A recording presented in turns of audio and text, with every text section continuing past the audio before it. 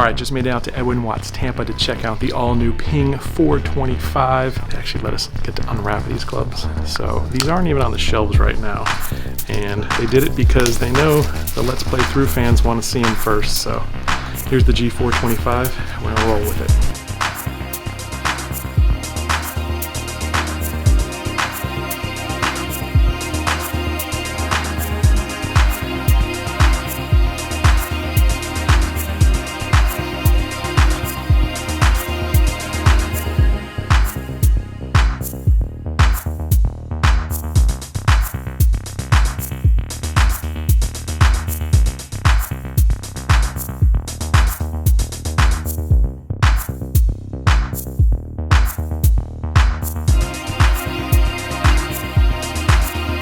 It looks big though. I'll tell you that, it looks a lot bigger than the Epic, that's for sure. You know, if we compared them.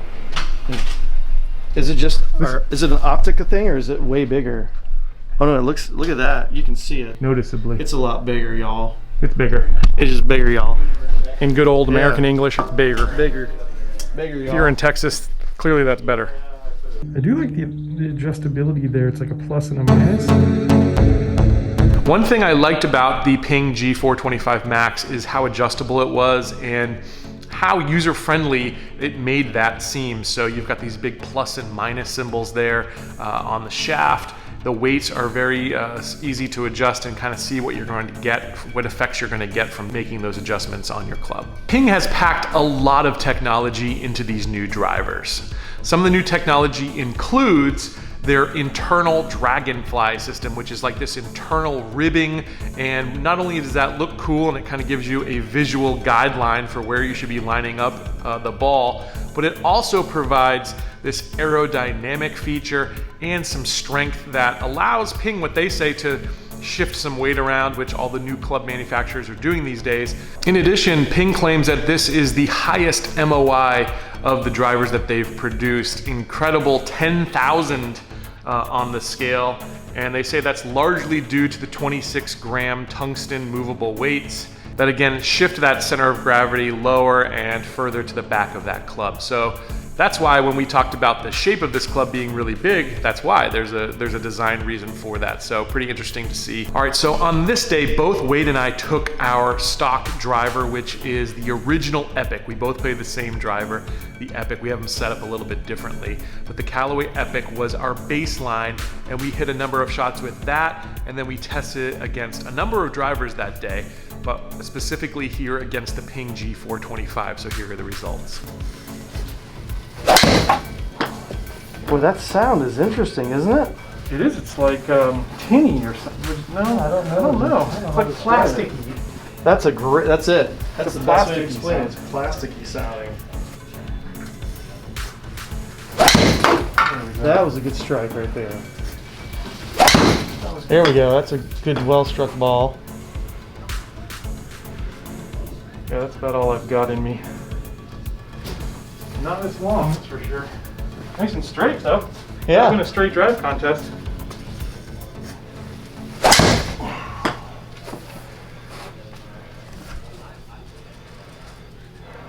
Okay. Okay, that's probably your best one there. That was my best. Yeah. There we go, 281. Hey-o. You could feel it. You could definitely feel the center impact there. Okay. So I think off the bat, first impressions. Oh, buddy. Sounds different. I would say it sounds almost plasticky is kind of the only thing that comes to mind. Like a tinny plasticky sound, which I don't love, but the first few I hit a little bit, maybe not perfectly centered, they were pretty good. But that one that I just hit center, I just hit 281. So distance-wise, when you hit a good one, absolutely everything that you want right there. Okay, we're switching batters here. Wade, who's now down to a 10.5 handicap after his last round. 10.6. 10.6 is going to take a shot with the G425, or a couple shots, and we'll take a look at his Epic driver, which is his stock driver, versus the G425 to see if he gets some improvements. That was not a good strike. You can feel it right away when you don't get a good strike. Yeah, right? you can. There's absolutely instantaneous feedback if you don't hit a good one. That's pretty straight though. Not bad distances. A little low runner. All right, so if you notice there, Wade didn't hit it that well. He hit it a little bit low on the face, and yet that ball still ran pretty good. But more so than the distance, what made that really nice is it was very close to that center line. And we kept seeing that throughout the testing, that even if the hit wasn't as perfectly centered as it should be, the results weren't so bad in terms of left-right dispersion. So I think that's where this club really, really does excel. Might not be as long as some of the other clubs that are coming out on the market. We've got some reviews of those coming up soon as well. But in terms of forgiveness, maybe your best bet right now. Went bigger, that's good. Sounded better. It looked like it was a low pulled hooker. a little low pull. hooky. Yeah, low 240, 245. Low hook. little hooky looky. Yeah. That was better. It's hit better. That was hit better. It's going right. That's about that's all you got, I'd say, from that driver. Which still doesn't quite get you to where you're at with the Epic.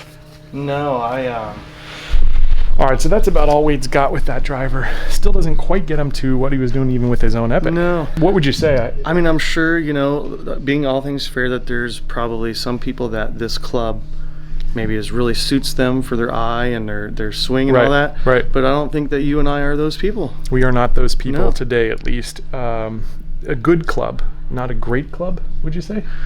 Sure, yeah. I just know I wouldn't game it. You know, it wouldn't be something for me to game. Yeah. So I've got to say, this was a little bit of a difficult video to produce because we tested a number of drivers this day.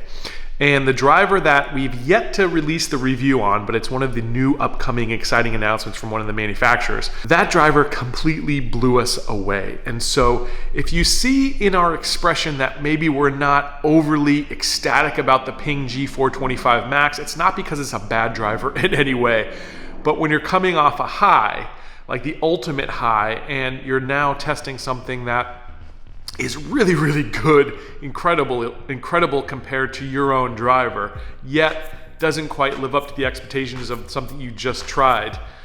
It probably showed through here in this video. Now that's just me and Wade. I'm a 5.3, Wade's a 10.6. That's just us. You might be completely different. You might have a completely different reaction to these drivers, so it's always important that you go out and test them for yourselves. Don't just watch this review and think it's the end all be all.